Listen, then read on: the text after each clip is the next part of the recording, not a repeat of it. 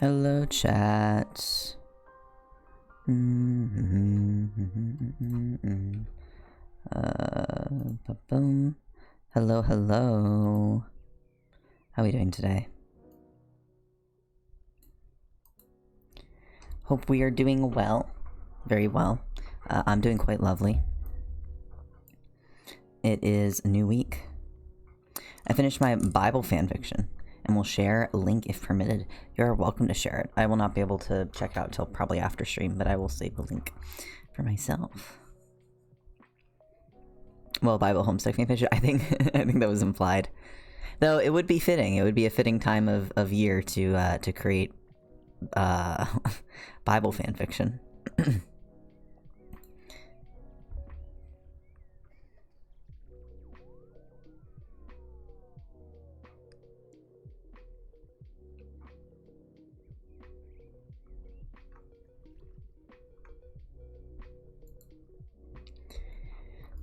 Speaking of a Bible Homestuck, I found these comics of Signless that were like references to the Bible, and I was giggling so hard. That is quite funny. That's the longest AO3 title I've ever seen, Rose. Yeah, that's probably about as long as I've seen too.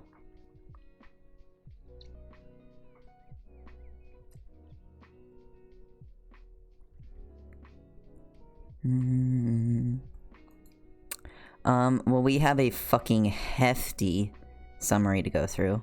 We'll wait a little bit longer, just for other people to come in. But,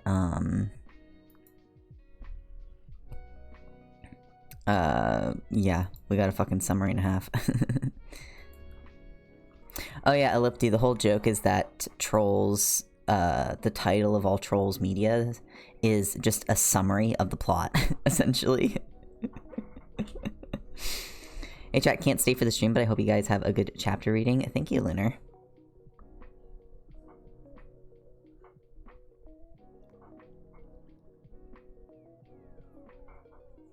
I hope you have a nice rest of your night. I've been working on animation stuff all day, but not fun stuff for the Alternate Universe animation project, but stuff for my school workshop class.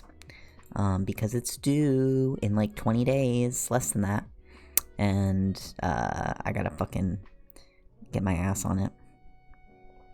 Got a lot to finish for it still. Also, I've converted my friends into Homestucks because they got attached to characters through past sequestering. Yes. The best kind of switcheroo. That's how you get them. It's true. It's true. Is through one method into another, or through one way into another, whether it's crossover fix or fucking video games, anything to dip your toes.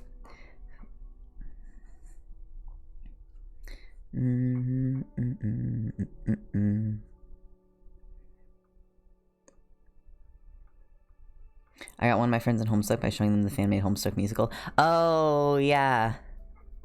I was listening, I fucking love, is it Caligula's Waltz? I love the animatic of Caligula's Waltz so much.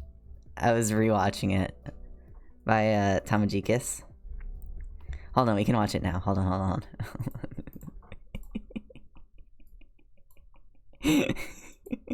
I love this video. This fucking sucks. Cheated. I feel cheated. I just feel that I should give up right now.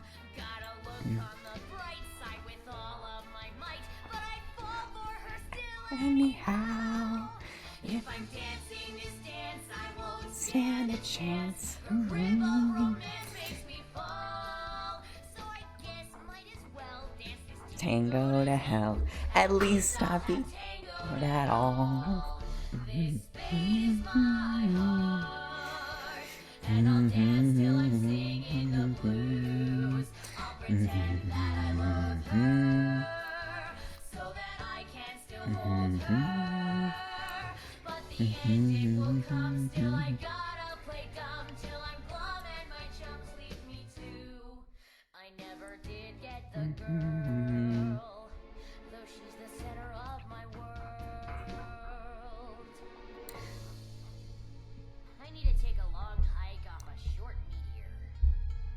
This is from Broadway Carcat. I thought, Rose. Is it not? My home. Isn't that the fan-made Homestuck musical we're talking about? Broadway Carcat? Yeah, this is from Broadway Carcat. You're thinking of a different fan-made Homestuck musical. Okay, so there's... I'm sorry. I don't understand the lore. You're telling me that there are two separate fan-made Homestuck musicals. One that's like properly acted out. Oh, okay. So I fucking love this fandom. What the fuck?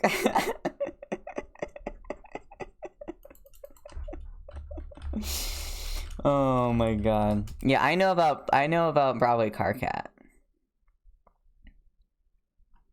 Look up Homestuck the musical.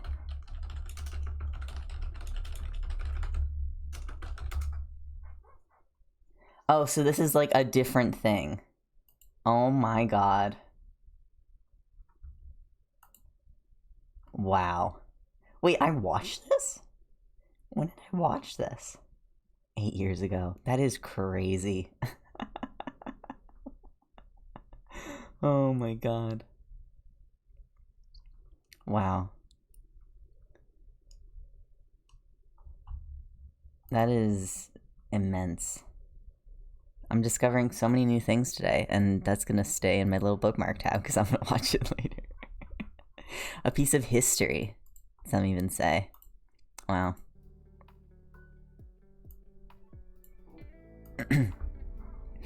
Oh my goodness. Oh. What a fucking world.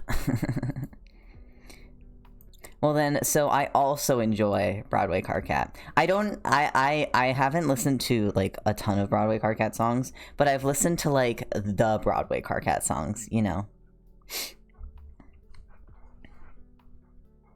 I got my friend to also read YWTV. Let's go. Fucking win. Hey. Who's excited for EMC2? Oh my god. Oh my god. I'm so excited for EMC2. We were doing bingo cards. Hold on. Where the fuck is my bingo card? There were some other people who had like really funny ones, but I don't want to post, or I don't want to show them until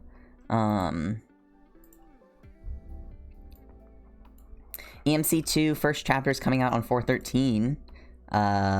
This was my bingo card. This is the bingo card I made. So we have I'll go from we got Spurb, got Gender Crisis, Dramatic Breakup, PTSD, detailed descriptions of soul marks for the sake of the one fan artist who desperately wants to draw them all in detail. Please, unda, please.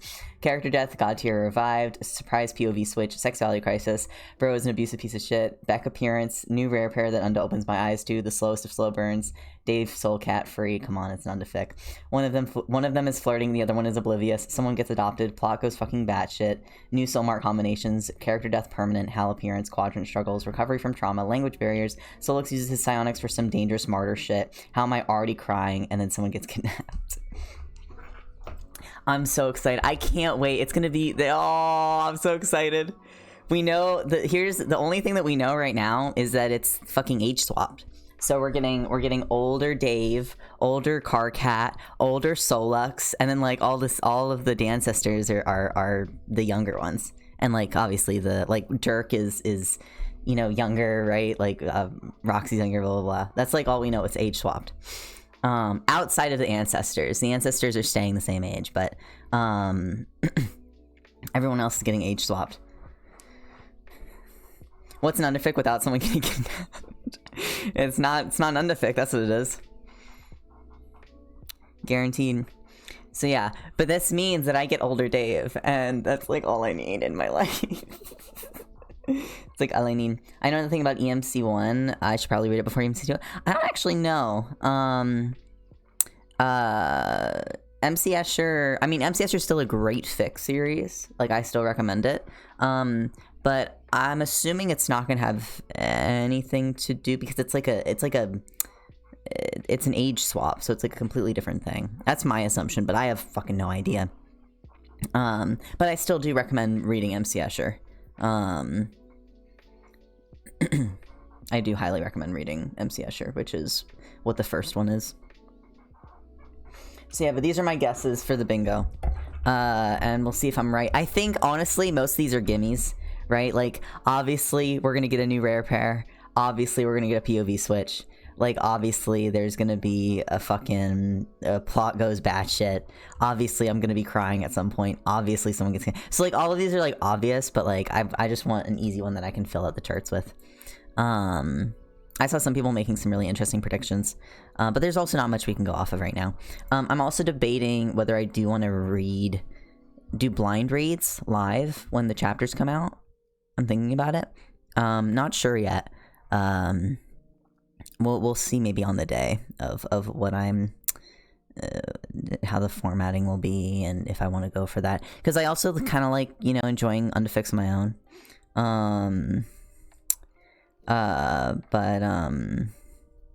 But who knows? I'm like, we'll see, you know. So yeah. So let's hop into the summary. And we will jump right into it. But yeah, I'm very excited. Oh, I'm so excited for EMC2. Oh, I'm so excited. All right, so I'm reading the full summary because of see Arch, no worries, have a lovely night. Maybe did I suspect that there would be at some point spontaneous stream end to recover? Yeah.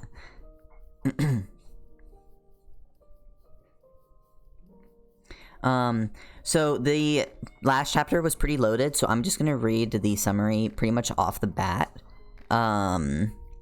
But if you need to either reread it to get some more context, or I'm going too fast, you can do exclamation point summary, and it will pull up the page of all the summaries. Did you guys know that the summary word count is now 25,000 words for just the summaries?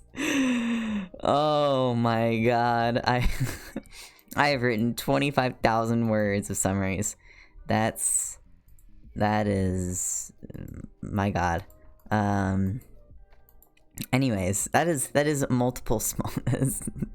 It's like there's 48 pages of summary. Wonder how long it'll be at the very end.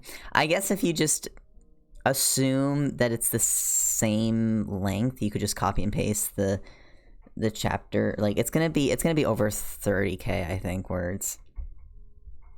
Why don't we call that an unda chapter? That's like a decent chunky unda chapter, yeah, for real. Okay, here we go with summary. So,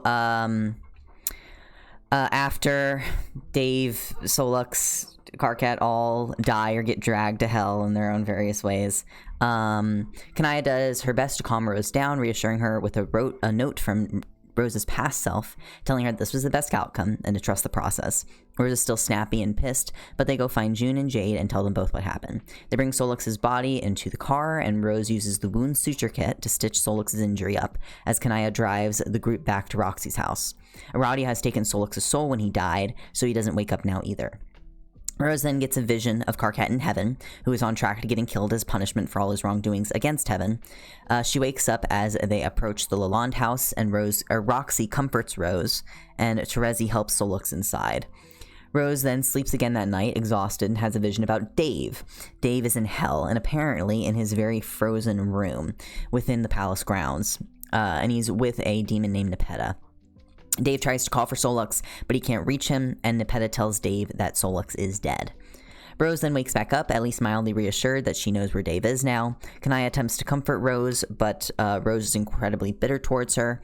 Rose, June, and Kanaya talk on the porch as the sun rises, and as the sun crests over Rose's eyes, she sees Karkat once again. She watches as Karkat is cast out by heaven, by Signless, and sent to fall. She realizes where he is going to end up landing, and rushes over to the edge of the forest to see a massive crater. Karkat's body is now limp and smoking, and he's dying, and Rose holds him close and snarls at the universe that Karkat is hers, and she won't let them take him away from her again, proclaiming that she's his Moirail. Karkat's form then stabilizes, and his wings and halo shift from their traditional feathery appearance to that of stained glass and gold, and he is alive and well again. Rose informs Karkat of Solix's death and Dave's kidnapping and springs into action planning to get Solix back.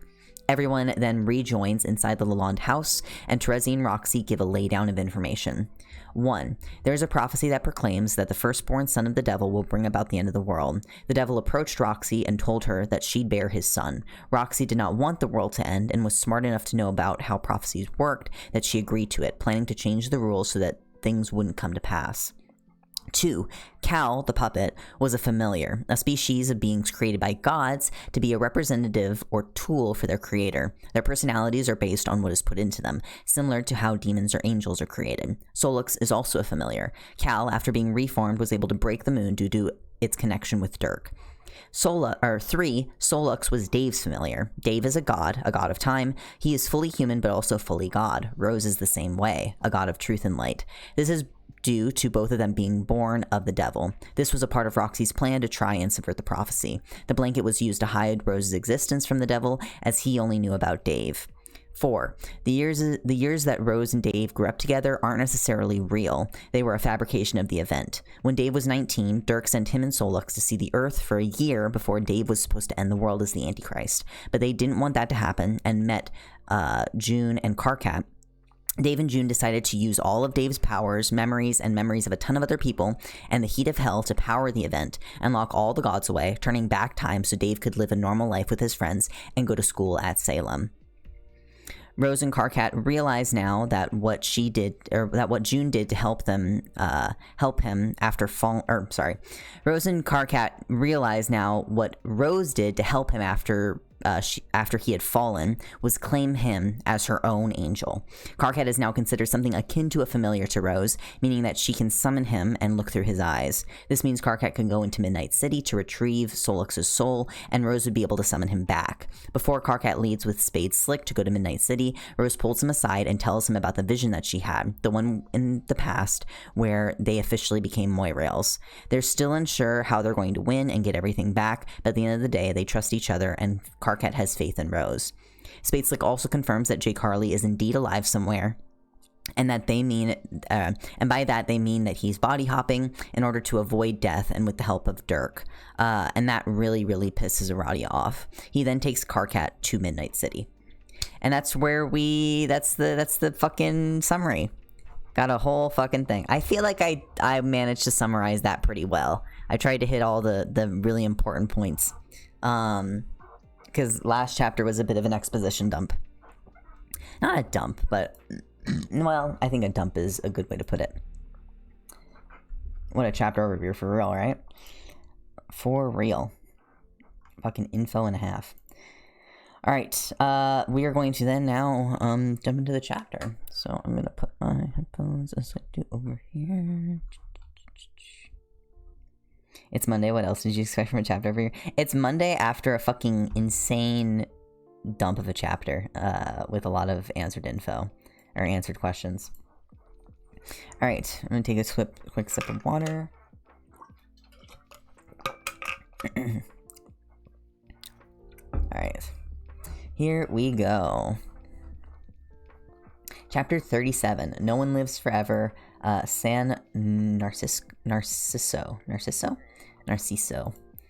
I mean, yeah, but I normally miss the beginning from Monday streams. Yeah. All right. 13k words. Let's jump into it. You step through the door to Spade Slick's messy office. You didn't pay all that much attention last time, but it's kind of a mess. There's papers all over the desk and bottles of whiskey in various states of emptiness scattered about. A corkboard is covered with notes and profiles on people, and every single one is pinned with a dagger. In a rare display of wholesomeness, there's a photo frame on his desk, which is the only thing not covered in papers, and inside it is a lovely picture of him and Miss Paint. So, what's with the glowing? Slick asks suspiciously, pointing at your face. Got kicked out of heaven. Got a new god. It's been an eventful 24 hours. It's a thing, you answer, acutely aware of Rose looking through your eyes. Yeah, it ain't exactly been great here. Got all these dead gods kicking up a fuss because their souls got out of moon jail. Slick grumbles and opens the door to the other side of his office. Yeah, all those dead gods. You're trying to keep that number from becoming one more.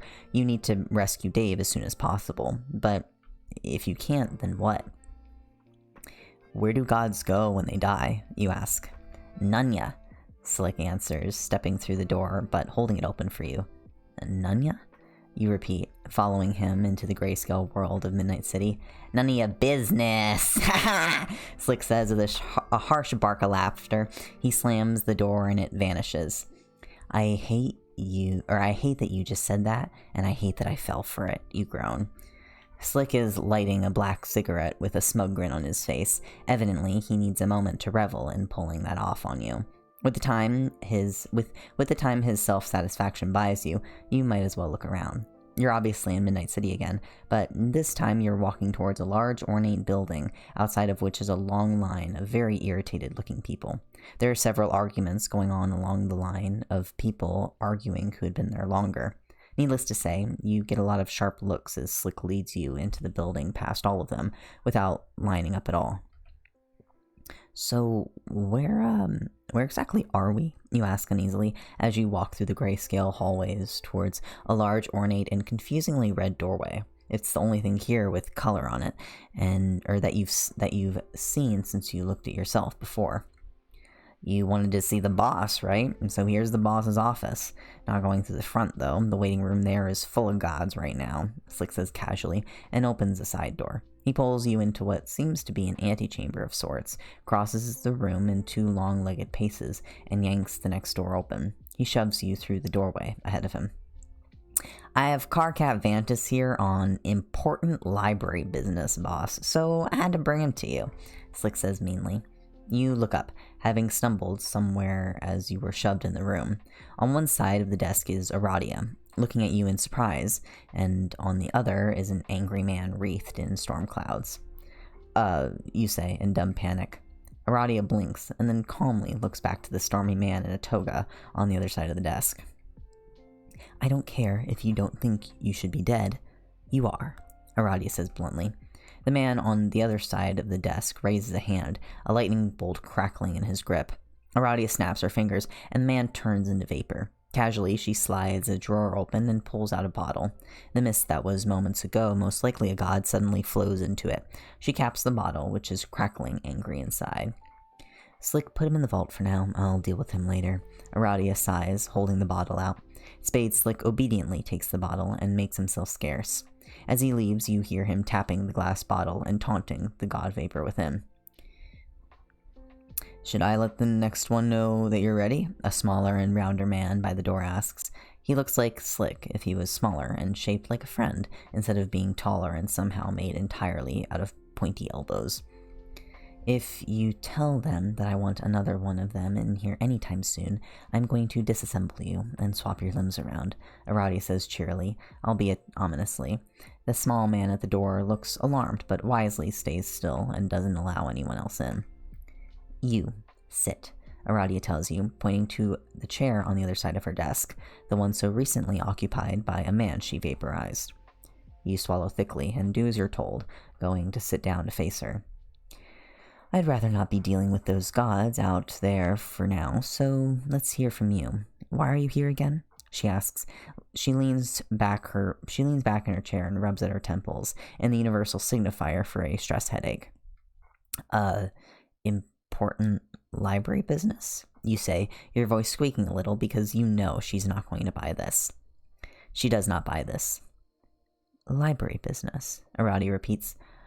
Solux might have books and such that I need back for the library. You try, and wilt under her stare. Carcat, Aradia starts with a sigh. Alright, that was a lie. I just need an excuse to get in here. Listen, I need to talk to you about Solux. I need him back, you tell her. Aradia pauses, her fingers on her temples, and looks at you for several seconds. He's dead, Carcat, she says finally. I know that, that's why I'm here, you agree. It'd be pretty stupid for you to come here if he wasn't dead, wouldn't it? Everybody dies eventually. It was his time, she tells you, and the way her voice is gentle hurts far more than anything else. I know they do, but it wasn't his time. It wasn't. This shouldn't have happened, and we need him. He'd want to be back with us. He has things he needs to do. It's not fair either. He barely got to live for all that long, and so much of it sucked, you protest. Life isn't fair, Arati says simply. Fuck life. What about death? You're death. Aren't you supposed to be fair? You demand, grabbing the edge of her desk and glaring at her. I am fair. I treat every soul equally. Everyone goes where they're supposed to. Every soul that dies comes through here. I am the only fair thing in the universe, Aradia tells you sharply. Her red eyes bore into you and your throat catches. But it's not fair. He deserved better. I love him. I hate him. We need him, you say thickly. It was his time, Aradia tells you again. It wasn't, you insist, slamming your fist on the desk. Your vision goes misty for a moment, and you realize that you're on the verge of crying. Every bit of your sanity had been resting on this plan of getting Solux back, and then getting Dave back. If any part of that falls apart, then you do too. Come with me, Aradia says softly. She stands up, and you stumble over yourself, trying to follow her as quickly as possible. Aradia leads you through a door, different to the one you came in through, and you're not sure if it was there a moment ago. It leads to a winding gray passageway that seems endless. As you follow behind her, being that the passageway is too narrow for you to walk side by side, she starts to talk. Everything in the universe has a lifespan. You see, being dead is really way more common than being alive. In the span of everything that's ever been, and never will be, the amount of time people spend alive compared to dead is tiny, Arati explains. It's not that there's no free will, but I know how long someone is going to live for. Sometimes things change that unexpectedly, but we adapt to that. The fact is that when you're out of time, you're dead, she goes on. Couldn't you give him more time then? Or check to see if he really did run out? You ask hopefully. No, to both. Come here, she says, and stops at a hatch in the wall. You're not sure if it was there a moment ago. The hatch is black varnished wood with a silver handle set into the bottom. At the side is a stone tablet that Aradia waves her hand at, and an unfamiliar runes dance across its form for a moment. Behind the hatch, something rumbles, and when Aradia pulls it up, there is a timer, like an hourglass of sorts. In the bottom is a decent amount of white sand. The middle pinches in so tight that you can only just make out a grain of orange sand going through it. In the top bulb, you see a whole bunch of multicolored sand, orange, yellow, red, even some gold dust. The whole thing is held within a simple frame of brushed steel with your name inscribed on it in angelic. This is you. Your kind lives for a long time, so each grain of sand for you represents a longer amount of time. You've still got a lot of time left, she explains. So the world isn't going to end then? If I'm alive for ages after you start, you're serving a god, aren't you? She can survive the end of the world for quite some time, as you've already seen with gods. Just because you live longer doesn't mean that the world doesn't end, she says, and shuts the hatch. Oh, great. So if you fail to stop this, you have a lot of time in the vastness of space to look forward to. Or maybe on a scorched and dead Earth. Wonderful. Aradia goes for the hatch again. Once more, runes appear with a wave of her hand. There's another rumble, and she opens the hatch for a second time. This hourglass looks like a Rube Goldberg machine made entirely in glass. Bits clearly detach and move, shifting sand from the lower parts of the hourglass to the final bulb at the bottom. Solux was reusing his time when he came back to life each time, but now his sand is all spent. The parts still move, but he's got no more life to shift around, Aradia says, as if sensing your thoughts. She nudges a part with a nail, and it spins, empty and sad. There must be something. Can't you do something? You plead. No, she says sympathetically, her voice kind and understanding, yet very final. But please, there has to be something. Isn't there anything I could give you to get him back? You ask, thinking of that diamond, but in the face of all of that, Solux is in the face of all that Solux is some rock can't compare. You pick up your hourglass and Solux's. Maybe you can threaten her or something? Do you want to see him? She asks, halting your thoughts in their tracks. I can see him? You croak. Aradia nods and starts walking again. You follow her like a lost little lamb, and after a bit she stops at a door that you're sure wasn't there before. She opens it and steps inside. You follow her, of course. The room seems boundless somehow, with fog rolling around up to your ankles. There's no wall, floor, or ceiling that you can see, yet you feel very sure that it is a room. You can see the door you came through, and maybe a hint of a wall around it. It's not what you're focusing on, though. Not at all. Ahead of you is Solux, floating in the air, his eyes shut as he drifts in a dreamlike state. He can't go anywhere until his maker is dead too, so now he's just sleeping. He's at peace. No one can hurt him, kill him, torment him. Nothing can get to him here. He's safe. He's not sad or in pain. He doesn't know what's going on, so he's not worrying. A lot of his life wasn't great. You know that. But this is safer and better than Earth right now, isn't it? Aradia asks you. You don't know what to say.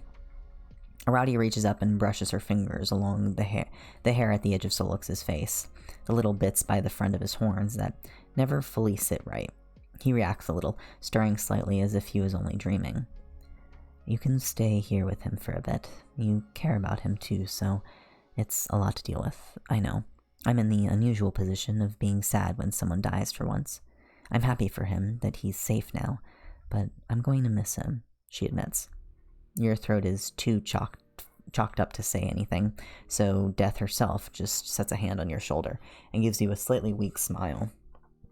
Take as long as you need. The door will be there when you want to go. Just leave the timers behind on the floor, and then someone will put them away later, okay? I've got gods to deal with, unfortunately, so I'll leave you here, she says, squeezes your shoulder, and then leaves. The door shuts behind you, and you set the 2 timers on the ground.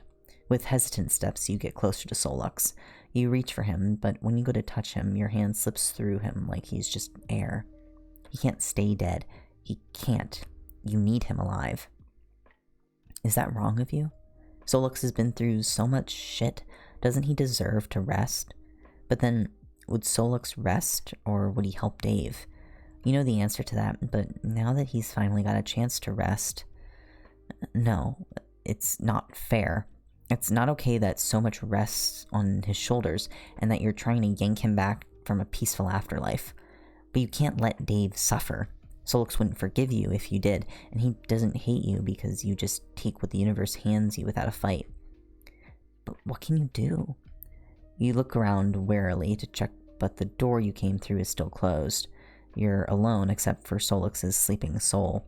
Satisfied you're not being observed, except by Rose that is, you pull the diamond out of the belt of holding. Now that you're here, the idea that this could in any way help seems absurd. You stare at the diamond, and then at Solux. With little else in the way of ideas, you wave it through him, but of course that does nothing at all. Solux, can you please just wake up? We need you, you plead, but of course he doesn't respond. He just floats there. The hope you had is quickly leaving you, and it's taking your energy with it. You sit down on the floor amid the fog and look up at Solux in heartbroken despair. It's not fair. You know life isn't fair. You're well aware of that, but this is just far beyond what you know how to deal with. Your hand drifts to his hourglass, and you drop the diamond in your lap so you can hold the complicated machine that times Solux's life in both. Shaking the thing doesn't do much, and when you turn it upside down out of desperation, you find that nothing happens there either. He didn't have anywhere near enough time, and you need him to have more. Not just because he needs to help you save Dave, but because you love him, and you can't face the idea of not being with him anymore. Your eyes drift to all that extra time up the top of your hourglass as you stare. A thought slides unbidden into your brain. Extra time. You have extra time. Setting Solux's hourglass on the floor once more, you pick the diamond up from your lap and look at it. At the sharp point it comes to at the end. This isn't a bribe or something to barter with. It's a tool. With one hand you brace the top of Solux's hourglass, and with the other clenched tightly around the diamond, you score a somewhat wonky circle on the top bulb of the hourglass. To be on the safe side, you go over the lines you've scored a few times. With your heart in your throat, you press your thumb against the glass, and the small piece pops inside with clatter. Rose, you're a goddamn genius. Go get his body, I'm waking him up, you say under your breath. You feel the light in your eyes fade away, and you wisely use the rest of the time to cut similar hole in your hourglass. You just need to funnel the sand from one timer to the other. Give Solux your extra time. You don't want to lose any though, so what do? Shoving your hand in your bag, you think of your tarot cards, and one brushes your finger. You pull it out and look at it. The Lovers. You're just mocking me now, you grumble at the card, and roll it up tight. You poke it through the hole in your hourglass, and balance Solux's in your lap so you can tip the directed sand right into his. All you're waiting for is the feeling of Rose looking through your eyes comes back, and so with as much care as you can, you pour. Multicolored sand rushes from your timer to the top of his, resting on the side of the top bulb. You pour and pour, not knowing how much the sand will be worth in compared to yours. When you've given away half, you stop and settle your timer back on the ground. Ever so carefully, you take Solux's timer out of your lap and set it on the ground the right way up. You stare as one grain of bright red sand falls through the top of the chamber below, and at once some mechanism whirs and swings, shifting sand from the full bottom half up through other chambers towards the top once more. Solux jolts from his dreaming state and stares at you. What did... He starts. What? We need to get out of here now. Rose, you yelp. You jump over the hourglass, reaching to grab Solux. You have a split second of realizing that your hands slip right through his body before there's a flash, and you're standing in Rose's cat's tomb over Solux's still dead body. What? He's not waking up, Rose says in horror, staring down at Solux. My hand went through him. I think his soul is still in there, but he's alive, you say back in panic. Him dying must have disconnected his body from his soul. He might not be able to get back here, June whispers from the doorway in utter horror. Well, can't we just... You freeze. In a scramble, you shove your hand into your bag and jump off of the stone coffin Solux is on and onto the floor. Lift him up, make him sit up, you tell Rose quickly, and pull a sheet of paper out of your bag. Solux wrote this, a summoning spell for him done in his then-living blood. If anything can get his soul here, it's this. Rose hauls Solux's upper half upright, and you spread the summoning circle onto the stone below. You gesture, and Rose carefully lowers Solux back onto it. You ball up your feelings of spite to the universe and the mere concept of life and death and slap your hand onto the spell. You are not leaving Solux down there to die. The spell flares into life, and Solux's back arches off of the paper, his eyes snapping open as he drags a breath into his finally living body. You and Rose 1, Death 0. Solux drops back down onto the summoning spell, gasping for air. You freeze when you see how very wrong his eyes are. Instead of blue and red, they're now just black and white. What had been blue is now black, and white replaces the red. His face twists in obvious pain, and his hand flies to the side where Rose stitched him up before. What? Solux rasps, his claws digging against the skin so hard that you have to pry his hand away from his side lest he hurt himself. As you do, you notice the faintest amount of gold blood seeping into the bandages. Careful, you're okay, you're alive, you tell him gently, still holding his hand back. No, he's not. He's mortal. Without Dave's rib, he's mortal. We didn't get all of him because Dirk has his rib still, June says in quiet horror from the doorway. It hurts. It hurts, Solux chokes. You did this. You brought him back to life in his body. You did it. You share a look with Rose and see that she looks just as guilty.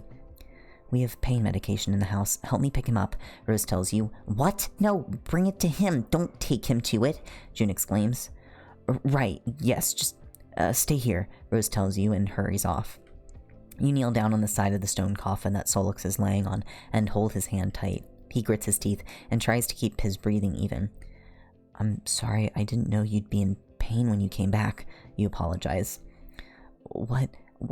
I can't feel Dave, Solux says in a strangled voice. I guess because his father ripped his rib out of you, which is a thing I know now. Just breathe, okay? You urge him.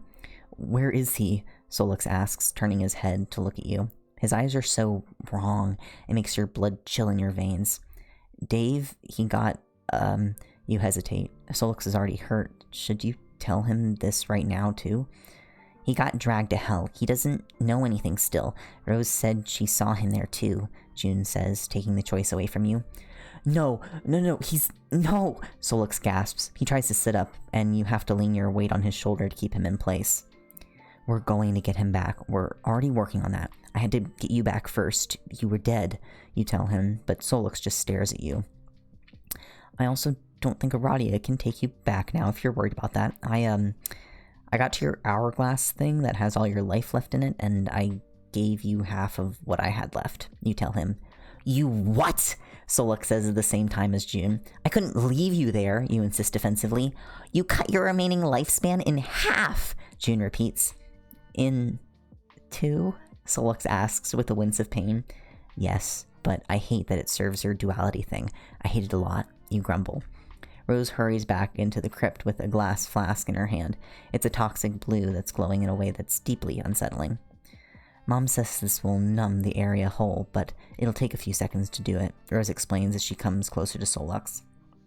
What's it do before that? June asks suspiciously, but Rose just shoots her a very sharp look indeed. Unfortunately, Solux sees that too.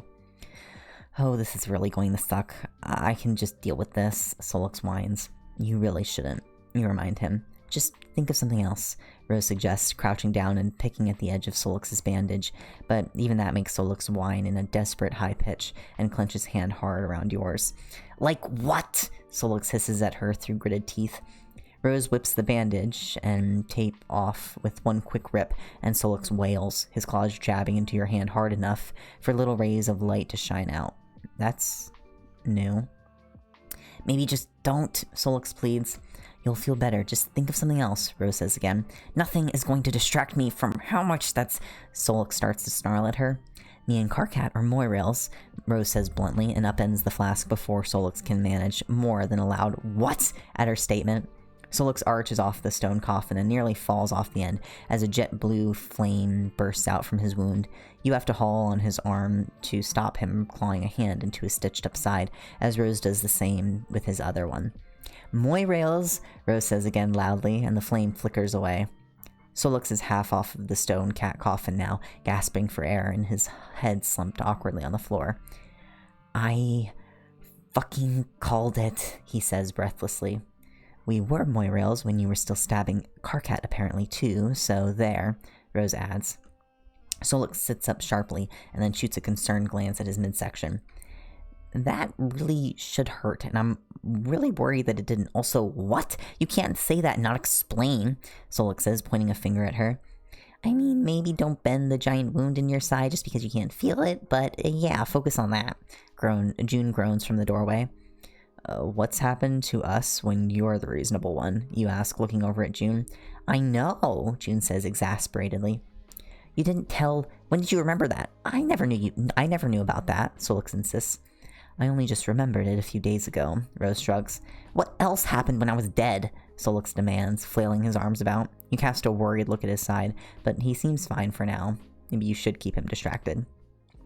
Also, I got kicked out of heaven. Rose is my god now, apparently. You tell him as bluntly as you can. Wait, really? Solix whispers, staring right at you.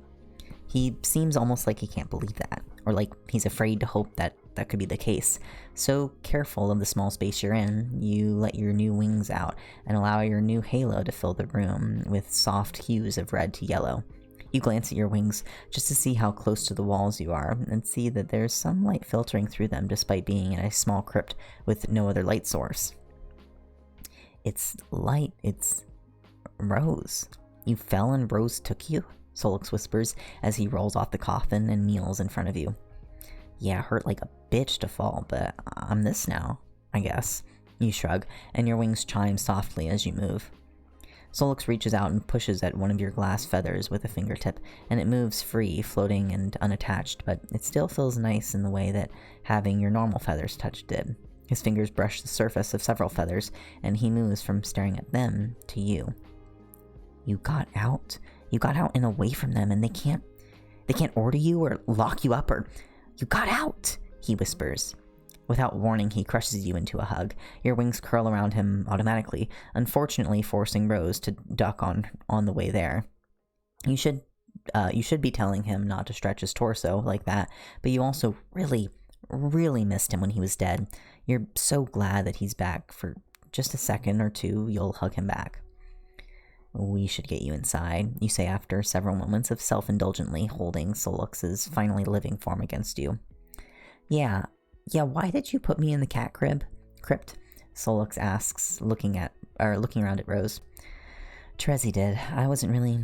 I mean, I guess it's the place on the property where dead things are, Rose says with a helpless shrug.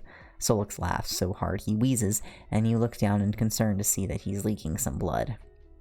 Alright, enough. You're still bleeding, you tell him. You get up and pull him with you, and you have to pull him closer when he wobbles on his feet. Wait, do I have a finite amount of blood now? That's lame, Solix says a little weakly, and leans against you. Like pretty much everyone else. God, okay, oh, shit, I'm sorry. You gasp an apology, realizing you said God again, and the last thing Solix needs now is more pain. Dumbass, it doesn't work now, Solix with his teeth gritted as he tries to straighten up more on his own and not be so held by you. What? You start to ask. God, Solix says right at you, but it has no effect at all, even though you can hear it was a specific god he was calling on, not just speaking about gods as a general thing. He was taking a name in vain, just like you were, using it as a curse. Your gods aren't diametrically opposed anymore, because it's me and Dave, Rose says in slow realization. Well, good, great, whatever, indoors, now, you insist, and start walking while holding on to Solix, forcing him to come with you. Solix might be taller than you, but he's not exactly physically substantial, so it's not hard to make him move. Besides, right now he seems to have all the magical prowess of a room-temperature cucumber sandwich, so you doubt that he's going to stop you. You lead him back to the house, following June and Rose walking along beside you. Why is there a huge hole in the ground? Did you do that? Solix asks, looking around. Listen, I care about you enough to break into Midnight City and steal you from Death herself and perform what is probably illegal necromancy to bring you back, but if you don't shut up, go inside, and take care of yourself, I'll send you right back to her, you threaten him. Liar, Solix mutters. I'd say try me, but don't, you say, when June holds the back door open, you lead Solix through it with you. No one's ever done that, you know. People have got dead people back from actual afterlives very, very rarely, but no one's ever stolen anyone from Death herself, Solix says quietly, and you can't quite look at him. You've told him how you feel, that you love him and hate him. You're not subtle about your feelings. All the same, what you did just now is insane. The amount of dedication to steal someone's soul back is unthinkable. Sure, you can say that you needed to do it to save Dave and the world, but you didn't do it just for that. You know that. He probably knows that too. It's just a lot, is all. You avoid that for now and take him inside. Jade is standing between the kitchen and the main room with her phone pressed to her ear. Need to stay inside. I'm serious. No, it's fine. I'm safe. I just need to know you are too. I have to go. Just stay in. Okay. Love you. Bye, Jade says and hangs up. What was that? Solix asks, leaning heavily on you. Solix, you're alive! Jade exclaims and rushes towards him. Alive and with a big wound, don't squeeze him. I want his insides to stay there, you yelp, trying to stop her before she can make it over. Thankfully, Jade skids to a halt in front of him and just squeezes his free hand gently. I'm glad you're back. It was awful seeing you like that, she says sincerely and gently kisses his cheek, which seems to genuinely fluster Solix. Who are you talking to? Rose asks as she diplomatically moves on and doesn't tease Solix.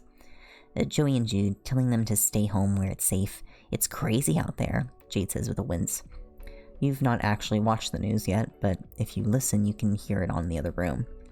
So we're back to full-on apocalypse again? Solix asks, with a look at June. Yeah, Mina's having a lot of fun last time I checked, but hey, at least it's not raining blood or fire yet, so we're not too far along, June says hopefully. That's wildly not reassuring. You lead Solix into the main room and gently set him down on the sofa. Roxy takes notice of him immediately and squeezes him close to her, saying how worried she was and calling him that baby name. You suppose that sort of makes sense in a way. It's not like Dave is Solix's dad or anything, but Solix was seemingly made from Dave, so baby of her baby? You tune out Roxy's questions about Solix's eyes or how he feels because right now the TV is far more interesting. In the White House, inside sources have led us to believe that several White House staffers and interns have killed the president, upon which time the vice president started to make a statement and was allegedly shot in what is currently being called a military coup, the reporter says gravely. I need to call my dad. I have people in there. Fuck, Mino really is going ham on this. June hisses and walks off. Shouldn't we be concerned about nuclear war? If this kind of thing is happening here, then might it elsewhere? Kanai asks. They can't end things too soon. That's not their job. Until he comes back to Earth, things are going to suck, but within a set limit. They can't end the world without him. It breaks prophecy. Solix explains. We need to get Dave back, you insist.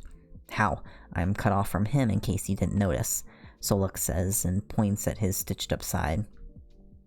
You can go to hell manually, right? Through a volcano, you point out. We have your car still, Rhodes adds. What exactly? You can't just drive into hell and up to the tower and pick him up. Everyone's going to be on edge, even if we get in there, and I have negative authority anymore.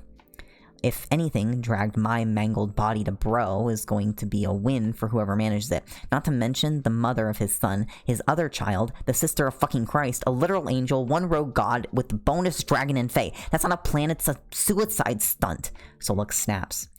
I won't leave Dave there again. If we don't go, we die anyway, Roxy points out. I mean, yes, but... Solix hesitates. Actually, on the topic of me, Jade starts. Were we on the topic of you? Solix replies. You mentioned her, don't be an asshole, Rose says sharply. Thank you, Rose. Why did you never mention that my grandfather was in hell? Jade asks. Is he? I don't know. I didn't know you then. Do you know how many people were down there? Solix says, seemingly baffled. The whole Devil Went Down to Georgia song was about June and the devil having a showdown, and Jake was there for that, you add helpfully. Solix squints at you, and then at Jade. Yeah? I mean, June fucked his shit up every so often. It's June. I got the impression they talked a few times, but every so often dumb mortals do get fixated on him, and he's big into puppeting people into their doom. It's sort of the whole deal, Solix says slowly. Spade Slick said that he's still alive, that they're fucking, and he's been switching bodies, Jade says icily. What? No, he's thinking of a different guy. I know who you're talking about, or who he's talking about, and there's no way that... Solix pauses, seemingly thrown by the certainty on Jade's face, and on yours. No, that's the xenobiologist. He's a monster. He's not... he was human once, I know that, but... I mean, he doesn't use the guy's name, we just know his title, and... What year did he die? You said he died before, Solix says, wide-eyed and horrified. 2007, just before my birthday, Jade answers. Oh shit, it is the same guy. Jade, your grandfather is a monster. He tried to dissect me once. I was alive at the time, Solix shouts. Seriously? What happened? Rose gasps. Dave stabbed him and we got in so much trouble. His body died and Bro had to put him in a backup until they got a new one for him, Solix says with a shudder. What do you mean by backup? Jade asks. He makes, like... So you can't live in a body if the soul it's connected to is dead, not without it being necromancy, which isn't what that is. The xenobiologist needs a living body or else he starts losing the last bits of his life because it's taking from his soul. Bro gets people the xenobiologist is interested in studying to agree to give up their bodies as a wager for whatever dumb thing they think they can get away with, because the only person who actually wins in deals with him happens to be June. He yanks their souls out of the body, puts the xenobiologist in who lives in the body until the soul would have died anyway, and then he gets a new one. Bro makes these horrible dolls that he puts the original body's owner's soul into until their life runs out. It's literally the worst thing. They just haunt the things after, and they watch you wherever you go. I absolutely hate puppets and dolls, and Solix cuts off with a shudder. Well, that explains Dave's instinctive aversion to puppets and dolls then. That is literal nightmare fuel. What the fuck? You thought it was immoral enough for Jake to be okay with stealing a child and studying her for her whole life, but that is unfathomably awful. Does he not know what happens to the people whose bodies he takes, or does he not care? He's not even a demon either. He's got no place in the hierarchy, but you can get in trouble for doing what he says. But you can get in trouble for doing what he says, and you can get in trouble for not doing what he says, too.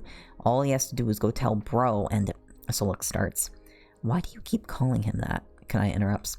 Oh, so your brother's godparent, whatever went by the whole father thing, our father who art and blah blah blah, he wanted to be not that, so brother instead of father. I don't know if it's him sincerely avoiding it in an attempt to seem more like the demons that he commands, or if it's an ironic way of mocking the whole. I don't know, but it's bro, Solix explains. We still have to go get Dave back. You're in no shape to go back on your own, you point out. Though I have no doubt that if you were, then you would try to do just that and leave us out of it, Rose adds. She's likely right on that, if you know Solux. The whole world is ending anyway, right? You stand a better chance with everyone working together, Jade agrees. We're going, Roxy says, and she's telling, not asking.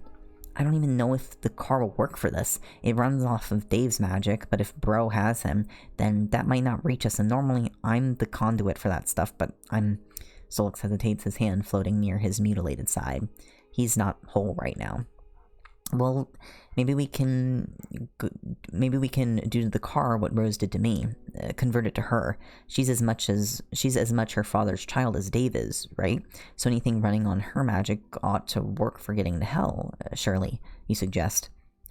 Do I have enough power for that? Also, I don't even know how I did that to you. I just couldn't let you fall and die, and so it just happened. I don't know how to do that to a car, Rose says.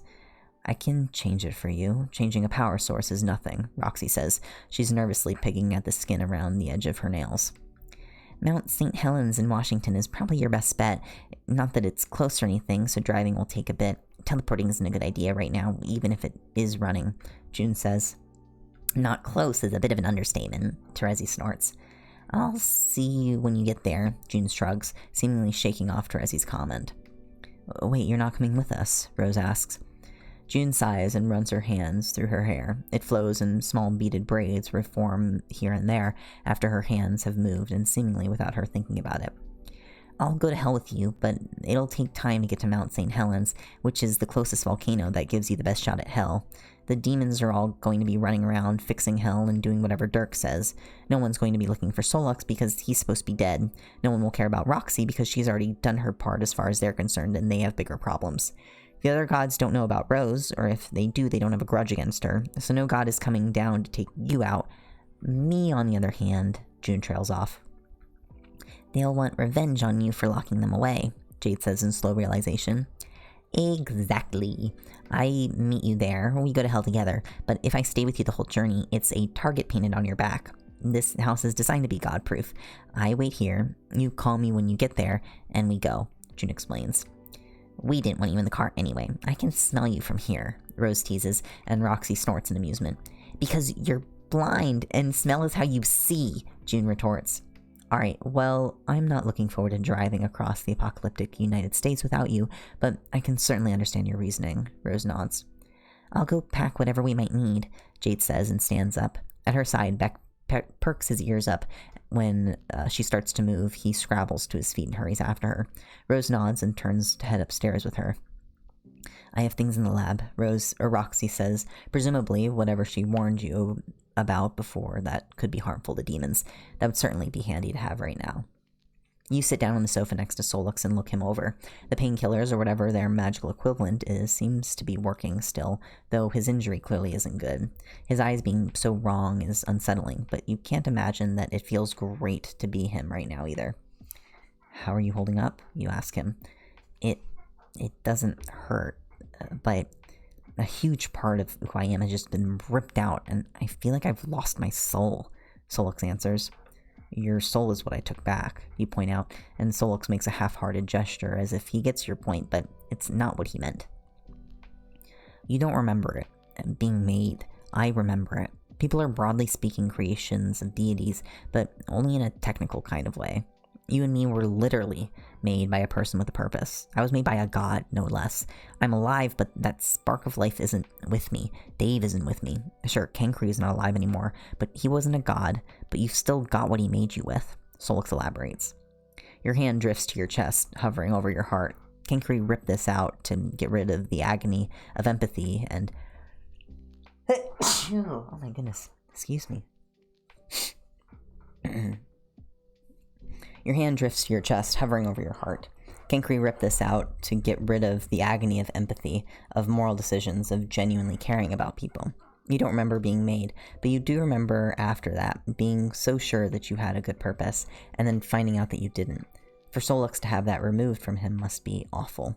It's gotta be the closest that someone like him can come to a crisis of faith. We'll get him back. We'll get your rib back, you tell him. You don't have to do this, it's dangerous, and Solux starts. Oh, go to hell, you snap at him. Solux stares back at you, wide-eyed, and then laughs weakly. Fine. After you, he smiles. Good. You will. I think I saw a hydrate in the past by in chat. Thank you for the hydrate. Meanwhile, 3,598.8 miles below the surface of the Earth, and also in another dimension entirely, you will be Dave. I am going to set myself on fire, you say through chattering teeth as you edge ever closer to the bonfire in your room. As things near it melt, they drip and dampen the fire, which really doesn't help.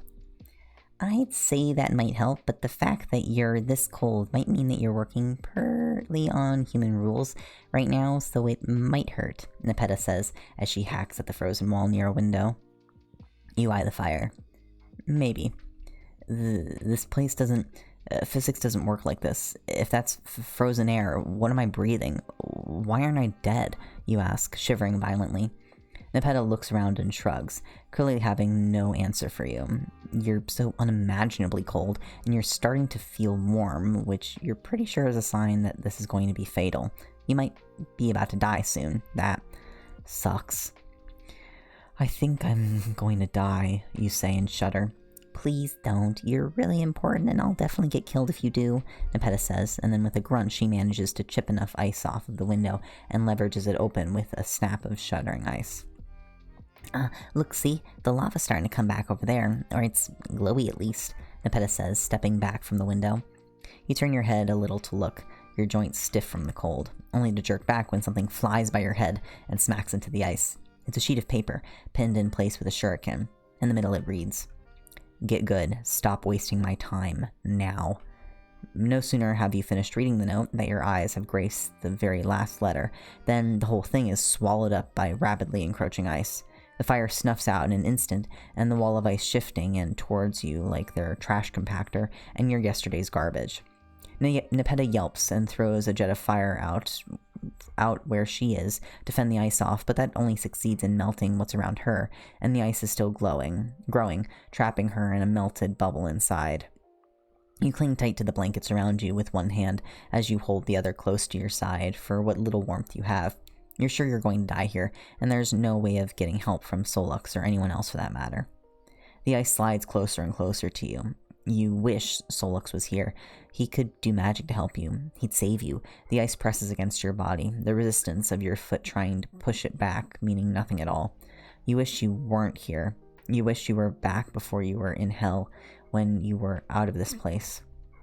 The ice presses sharply into your back, crushing you towards your knees, and suddenly, it isn't. You unfurl in a rush, flopping back onto the ground with a gasp of blessedly warm air. There's no ice, no cat demon, just grass under your back. Opening your eyes, you see tree branches and a clear blue sky above you. Shuddering from the residual cold, you get up and look around, your feet clumsy with how numb they are.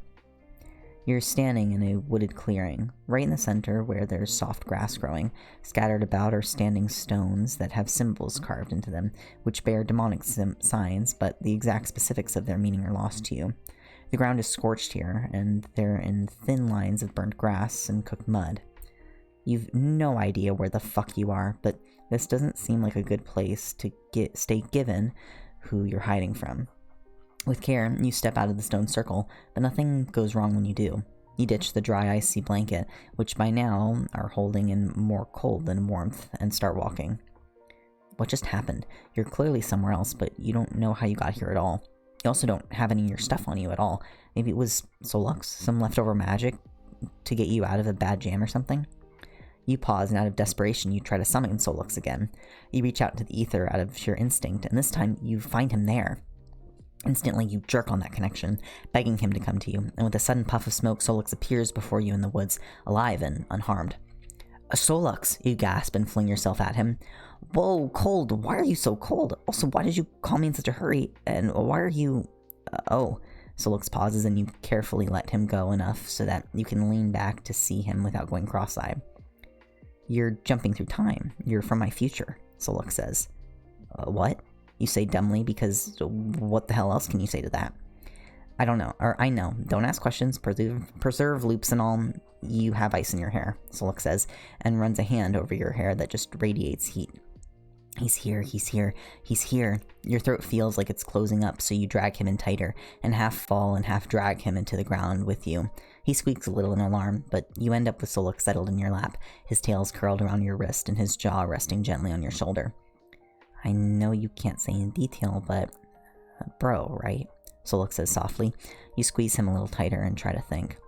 Solux's hand traces soothing patterns on your back as you start to calm down. You were in hell. The devil, bro, was the one who put you there. He made the ice attack you, and now somehow you're here. Did you pull me here? You ask. You summoned me, Solux snorts. Oh. Before that, I mean, you ask just to be sure. No, why did you jump to this point? Solux asks. I don't know, it just happened, you admit.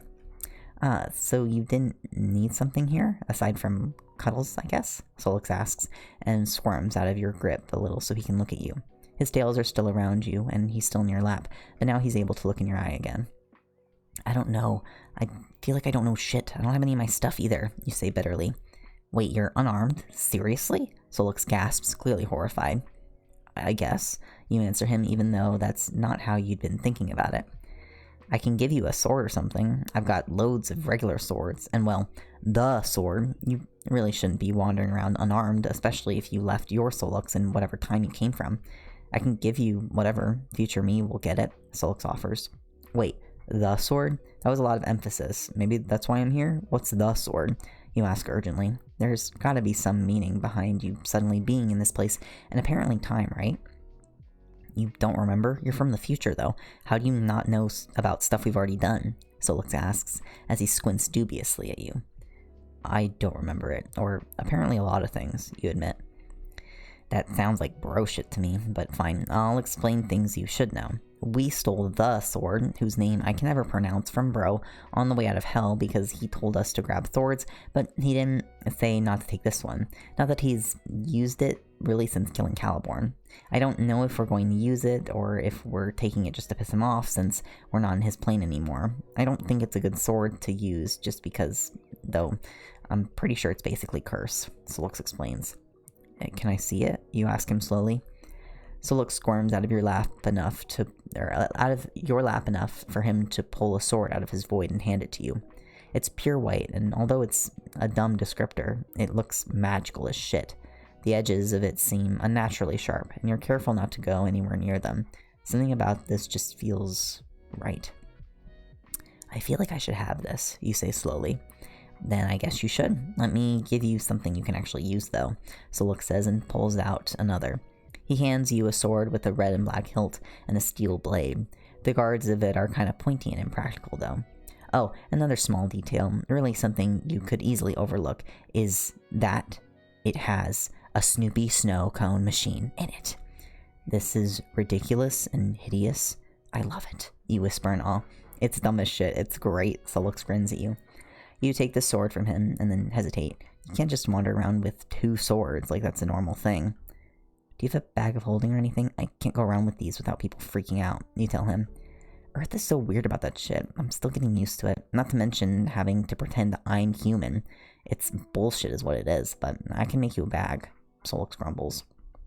Magic flares in his hands in a sparkle of bicolored light, and a smallish bag of holding with a long messenger bag-style strap appears in the air and falls into his hands.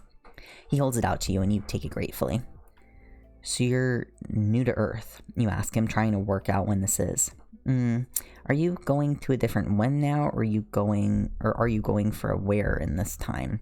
If it's a where kind of thing, I can give you a ride since your Solux isn't here. I mean, I say that like we're different people. We're not. I'm yours regardless of when time is, Solux says, and you can see him getting slightly tangled in that sentence, but you get his meaning all the same.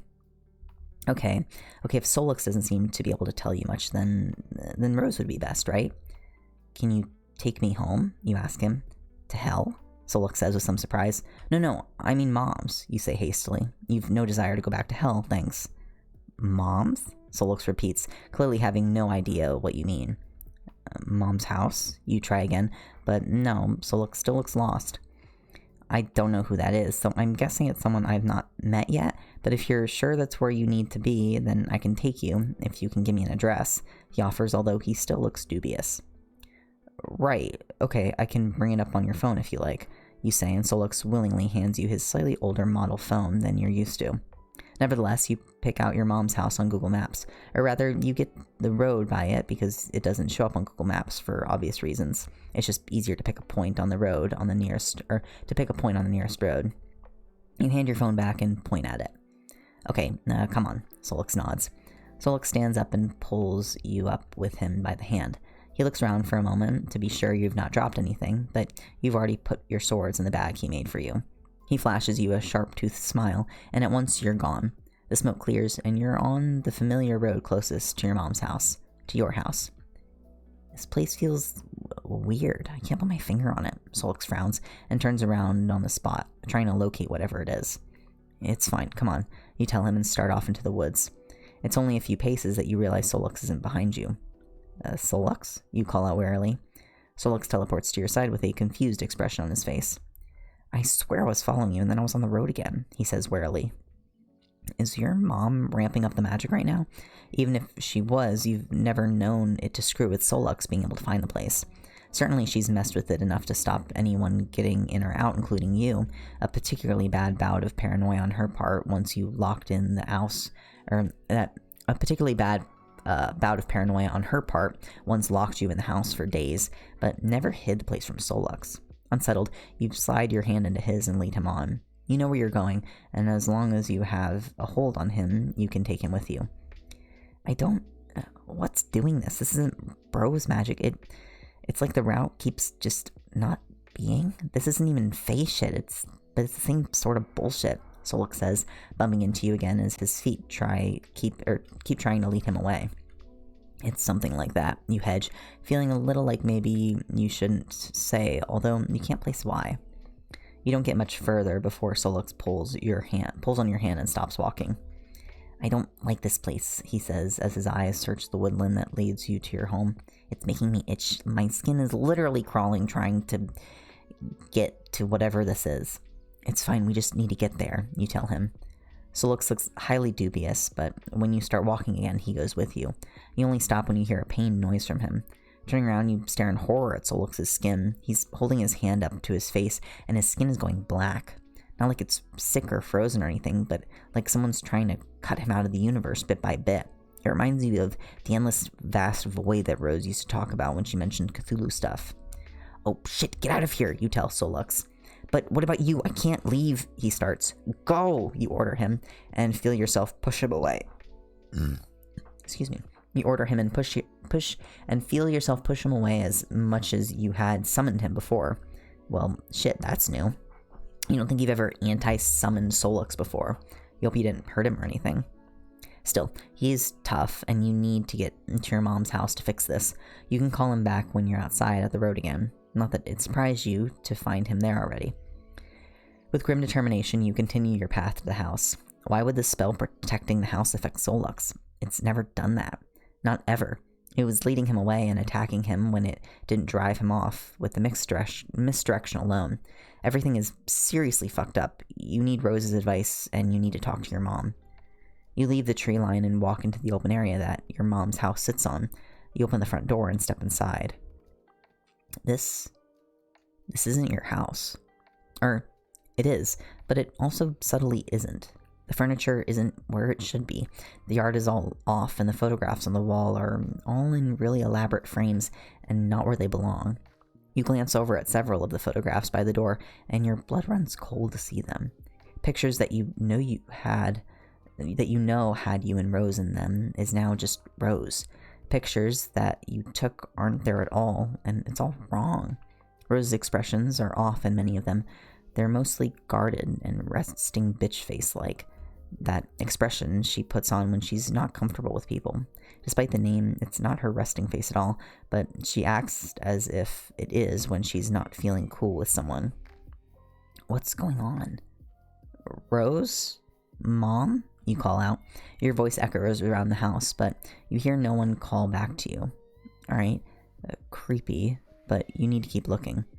You step further into the house, and your new bag just brushes against a stack of mail on a decorative plinth that isn't usually there. Cursing, you scramble to catch it all and start picking up the letters that escaped.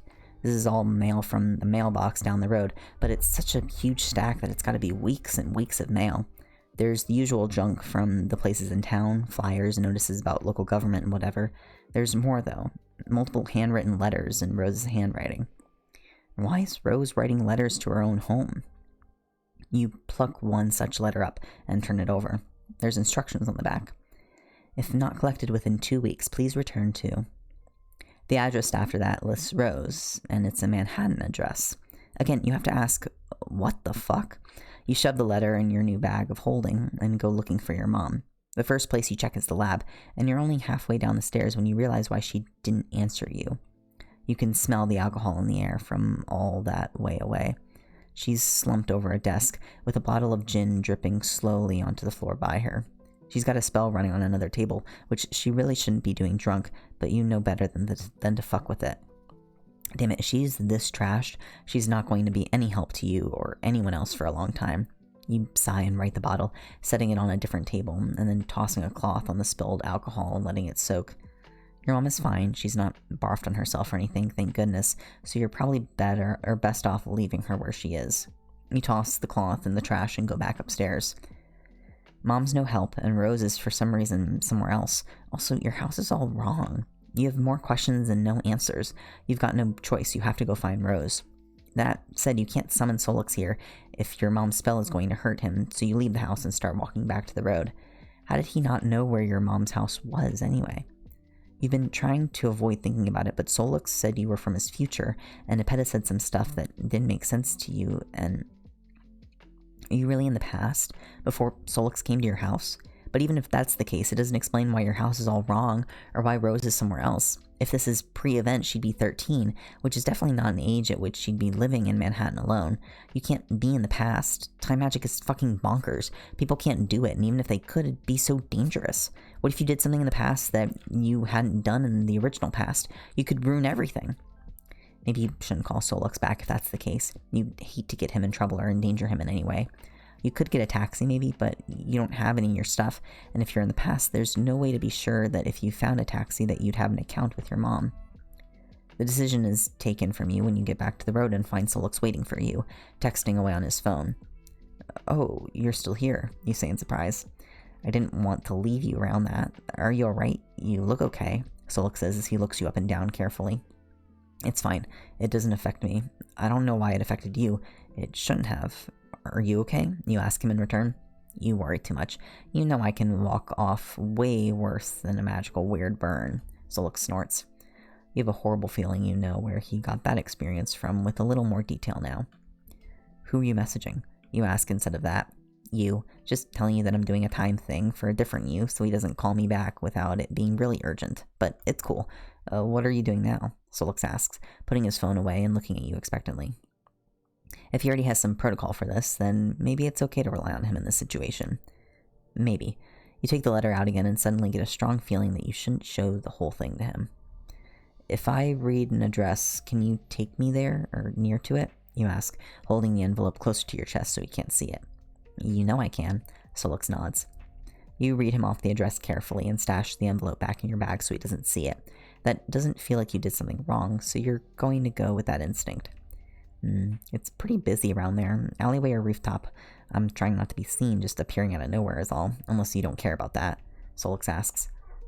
Rooftop maybe? Your call, you tell him. Solix nods, and then teleports you both away. The smoke clears almost immediately, and you're on top of a skyscraper near what sounds like an electrical generator based on the hum coming from the wall of a smaller room on the rooftop behind you. You probably need to find a way to get off this building and back down to the ground so that you can find whatever building and apartment that Rose sent this letter from. You're considering how to do that when a voice catches your attention, and Solix's too, judging from the way he immediately bristles at it. Excuse me. It was a lot of stabbing. It wasn't fun. Karkat's voice drifts to you. You look around and up and see that Karkat's there, leaning on the railway that runs around the roof of the building next to you, or next to the one you're on. He's facing inward, so he can't see you, but that's definitely Karkat. It's that angel again. I'm going to kill him as soon as I work out how. Solix snarls and drags the sword out of his chest. What? No, don't do that, you hiss, and grab him. Oh, right, you're temporarily out of step. He probably shouldn't see you, right? Shit, fine. You get off this time, Angel. Solix hisses, not that Karkat can hear him. Wow, even now you're trying to get him off. Bigger things to worry about right now, man, you snort. Huh? Solix frowns, clearly not getting what you mean. Huh? Very much in the past, then. You'll get it later. Look, I'm where I'm meant to be, I think. You don't need to stay. I'll call you back if I need you, right? You tell him. But, Solix starts. You shush him as Karkat's talking again. No, I know that. I get why. I get it, Karkat says unhappily. You think you hear Rose reply to him, but her voice is lost to the sound of some angry New York drivers below. Karkat nods and straightens up, and just like that he vanishes from view. Solix makes a chittering sound of banked irritation, like a cat stuck watching birds from behind glass. Go on, you nudge Solix. Solix takes a step back and looks at you and then very deliberately pulls you in for a hug. You're a little confused at the sudden move, but you're certainly not upset about this turn of events. Honestly, everything else is crazy right now, and you can't help but be comforted by the fact that no matter what, you can always rely on Solix. You look like you need that, Solix says simply when he lets you go. Yeah, you agree a little numbly. Valentine's night flashes through your mind again. Being attacked, losing Solix, all of it. Your hand drifts to his side, and the forever warm stripe on his side that reassures you of his presence. I can go with you, Solix offers, but you shake your head. You distinctly feel like you shouldn't. Okay, Solix nods, and leans in to press his forehead against yours, and then teleports away. If you need him again, you'll call him. You take a moment to breathe, and then look for a way off of this building. If you had your unreal air on you, you'd just fly over to the building that Rose is in, but you don't. Because of that, you have to find a stairwell and go down like a chump. It's a lot of stairs, too, but at least you're walking down them and not up. You slip out the back of the building, and then circle back until you get back onto the main street, and find the front of the building Rose's letter directed you to. The building is fancy, and when you freeze, you see a doorman on the outside, and a security guard at the desk on the inside. You don't know if they're going to try to stop you, but you don't have much choice at all. Warily, you make your way over and walk to the doorman. I'm here to see my sister, Rose Lalonde, you say uneasily, very aware that at the first glance you and Rose look very little alike. Oh, yes, Miss Lalonde did mention you coming by. Please go on in. The doorman smiles kindly and opens the door for you, hence the name, you guess. Gratefully, you step into the building, thanking everything for your seer sister's amazing abilities.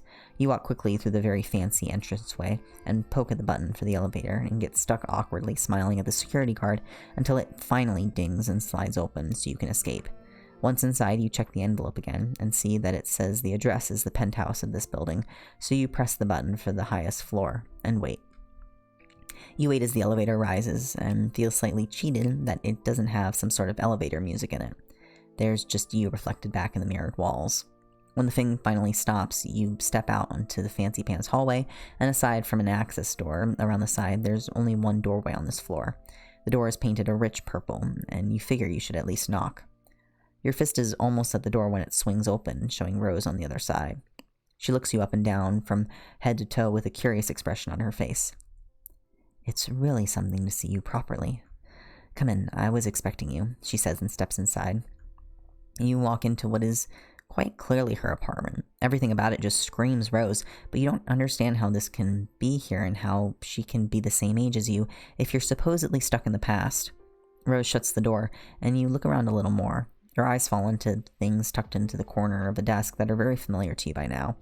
The carved black chest that you last saw contained the blanket that makes Rose not exist, the belt that Karkat took from the box that has all sorts of random shit in it. Interestingly, not all the pockets are attached yet, and you can see one on the desk that's not sewn on yet. Absolutely nothing makes sense. What's going on? You ask her. Well, I can't possibly explain everything, but I can certainly explain some things. Would you like something to drink and we can sit down and talk? Rose offers. Sure, coffee would be good, you say warily. This has all just been so much. Rose nods and leads you into a fashionable kitchen, and you're so full of questions that no single one can seem to rise to the surface to pass your lips. Instead, you just rest your head against the cool glass of the kitchen windows and watch as Rose makes coffee. She makes 2 mugs, both just how she likes them, which is fine because you take your coffee the same way. There's a small breakfast bar with 2 high stools, and Rose gestures for you to go that way. You take one chair and she sets both mugs on the table, then seats herself on the other. Might I suggest that as you have a lot of questions, that we take turns in asking and answering? That seems only fair, Rose says and curls her hands around her steaming mug. Fine, but I'm going first, you tell her. Be my guest, Rose says with a casual little shrug. What? How? You try to think of where to start and then decide. When is this? Some context clues would have saved you a question there. Rose smiles and points a finger towards the calendar on the wall just to the left, on the side of a cabinet. December 2019. Specifically, the 8th, if the way she's crossed the dates are to be believed. There's some symbols marked down for this day that you guess mean something to her, but not you. A slash with some lines coming down from it in a cogwheel, maybe? What date is it from your point of view? Rose asks, and leans over to pick a pen out of her chaotic organizer on the side of the breakfast bar.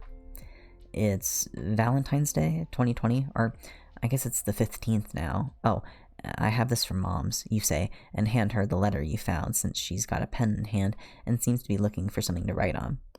Oh, good, another one never read, but I suppose that's how you found me, right? Rose grumbles and uncaps the pen with her teeth and takes the letter from you. She tears it open at the top and takes the sheet of paper that her letter was written on and turns them over. On the back, she writes down the dates you just said. That doesn't make sense, though. You don't live here. When it was 68 days ago, you weren't here. Mom's house was all wrong. I don't understand, you tell her. Did you really just work out how many days that was in your head? Rose asks in surprise. Math isn't magic, you huff. Debatable. Still, I'll take that non-question as your next question. So yes, although I assume that you are correct in saying how many days are technically between those 2 dates, there are more than those from my perspective. In order to get from where I am now to where you are, there's a lot more time than it might first appear, Rose says. You're saying words like they mean anything. You sigh. Consider this, Rose says and flips the envelope and starts to draw. Time is an interesting concept. It's linear and in a single direction pretty much all of the time. But much like a lot of rules in physics, it breaks down in odd situations. Quantum physics doesn't quite work with Newtonian physics, but that doesn't mean that Newtonian physics are wrong for pretty much any normal thing you would want to use it for. So time is like this. Rose gestures to the straight line that she's drawn on the paper. Mother was born, time goes on. We were born, time goes on, and here is now. For me, this has all been perfectly simple. This is today, Rose says and makes a little dot on the line. All right, you say. A few days ago, on our mutual birthday, you came back to Earth from hell for the first time since you were born. When we were both born, I was kept hidden, and you were surrendered to our father, the devil himself. You've been in hell up until a few days ago, Rose tells you. You think of the room you awoke in hell, of the devil dragging you down there, of what Solok said. It fits, but it can't be true. But, you start. Let me finish. In a little less than a year from now, again, on our birthday, you will decide to avert the apocalypse. There are people who are right now trying to talk you out of ending the world, but it's not so simple. The method you choose ends up rewinding things in a way, but not strictly speaking. To go back in time, you slide back along a track of time that exists. You don't do that. You curve things as it were, sending us into a different, alternate version of this world in what everyone believes is 2013. She goes on, drawing along her line, then curving it and looping backwards without touching the original. The point you remember is from that point, as far as I understand things so far. I will also only remember accurately from then, which is why I have to work so hard now to facilitate what is going to happen then. You lived through that time until, you said Valentine's Day, 2020, at which point I can only figure shit starts to get, as they say, real. Rose says primly. She lowers her pen and sips at her coffee for just a moment. You are, from this point in time, more or less. You have individually traveled back to where I am right now. Here, Rose says, and taps on the paper from one point to another. How? How did I do any of that? You ask, completely lost. It's my turn. Tell me about what happened on Valentine's Day in as much detail as you can. I've had visions of part of the day, but I know I'm missing some, Rose says, and picks up her pen once more, ready to take notes. With little choice, you tell her everything you can remember about Valentine's Day, and Rose notes down especially places, people, and times. She doesn't ask any extra questions, probably knowing that it would count against her, but you do try to tell her what you can. You weren't a lot of help at the time. Maybe you can help now. So tell me how I'm able to do this. You press her once you're done catching her up. Our mother is the most talented witch since who knows how long, and our father is a literal god. I might not be a full god just yet, but I'm becoming one, and I know I get there. You have time powers, which are powerful, but rather self-explanatory. Mine are a little more unusual. That's all there is to it. You can time travel because you're a magic time god. I don't know how you do it beyond that, because they're not my powers, Rose says with a shrug. She leans forward and looks at you intently. I'm doing everything I'm doing because I know it has to happen. I know it's for the best outcome, and sometimes I just have to trust my instincts. But you've seen a future I've only glimpsed, and felt the threads of. You've lived that. I need to know if things are better then. Is the time you came from worth it? Prior to our father showing up and ruining everything, I mean, Rose asks. You want to say that you don't have a point of comparison. You don't remember this past that she's in, but you've seen your mom's house. You know the things in Solix's past that he can't talk about, and the things he has nightmares of. You saw your room in hell. You saw what your so-called father did to Solix and his attempts to crush you in ice. It's better, you answer her. It's no comparison. Rose relaxes a little at your words and nods silently for a moment. The ambient sound of traffic and city noises from below filter in around the windows, as well as the background domestic hum of Rose's dishwasher. You have such a hard time believing that this is real, but it's happening around you, and denial isn't a good strategy anymore. It probably wasn't ever, and it sounds like magically powered denial is what you've been doing all this time. What do I do now? You ask, barely above a whisper. I don't know. I knew you were going to come here and that we'd talk, but I don't know what you're supposed to do from here on out, Rose admits. That doesn't really help you, though, does it? You must trust me. You must trust me a lot to be asking me to tell you what to do. From my perspective, this is the first time we've met. Well, not counting being born, of course, Rose says. Of course I trust you. You're my sister. I've known you my whole life. Or I thought I had anyway. You know everything. You know way too much most of the time. It drives me nuts normally. You laugh a little weakly.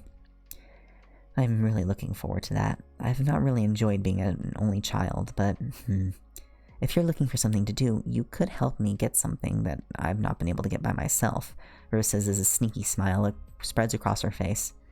Like what? You ask suspiciously. Oh, nothing. Just an instrument, she says lightly. Somehow, you get the feeling that it's not as simple as that. Chapter's over! Oh my goodness! A little bit of fun. A little bit of pre-event fun. Oh my god. Oh my god. An instrument. Giggle. Wonder what this'll be. Oh my goodness, Dave I literally love Dave POV. Oh, I also love just getting a little insight on pre-event stuff, like the Solux. Solux being like, what? How do you not know anything, Dave, buddy? Oh my goodness, it's so fun. It's so fun. Dave is not okay whatsoever. He needs more hugs. He does. Also, I love the idea that, like, all of Dave's actions, like pre-event Dave's actions, are like trying to like delay or like be in denial of like things that are inevitable, and his literal power is to go back. Like, he uses his time loops right now, like he uses time powers to go back in time to not be in the current time, to like delay it more because he doesn't like being in hell. Like instinctively he does that. It's just more of him doing the exact same shit. I need pre-event AU. I need it so bad. Oh my goodness. If we got like a spin-off fic or a little spin-off one-shot of some more pre-event stuff, I would literally just like, I would love to see like a series of little one-shots of just little blips of pre-event interactions. Ugh, I want it so bad. Anyways, yeah, this was a lovely chapter. Wasn't too long too. Dave will forever be installing the inevitable. Exactly. Dave said, I don't like this. Yeah. Next chapter. Ooh, next chapter is a little shorter. But fun stuff. About the same length though. Pretty close. The tomorrow will be chapter 38. We're getting closer, y'all. Oh my goodness, we're getting closer. I'm so excited for the next chapter. Yeah, I scanned over pretty much. I think when we finished 36, I scanned over 37, 38, 39, and 40. Like I scanned over them because I was like really wanting to remember what happened next. And I remember 38 being a really fun one. AU went from a silly college AU to whatever's going on. Yeah, it's like silly magic college AU. Oh, everybody's gonna go. It's gonna be like Hogwarts, but for Homestuck and also better, not transphobic. And then it's like, oh, oh God.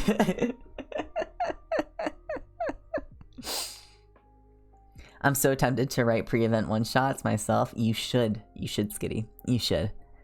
I think you totally should. But yeah, that'll be the end of stream. I gotta go get more work done, so I'm not gonna stick around too late tonight. And by too late, I mean I'm not gonna stick around at all. I'm gonna say goodbye before we get caught up into talking about something.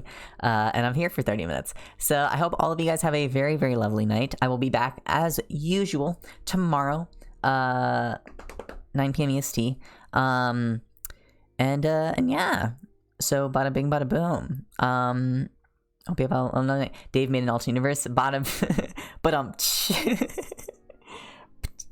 you know, but yeah, I love it. I love the title, how well it works. I love it so much. Though to be fair, it does make it a pain when talking about it to other people or like talking about it on Twitter or whatever, because I'm like, oh yeah, it's a fic, alternate universe fic, and it's like. Not just like, I mean, it is an AU, but it's like the title is also alternate universe. Like it's an alternate, it's an AU called alternate universe. It's like, you know, it's amusing. It's like a pretty generic title, but it makes sense within the context, and it's also kind of a play on words, play on like the whole bit. Anyways, okay, I'll talk to y'all later. Good night, good night. Bye bye, bye bye. Have a lovely night. Bye bye.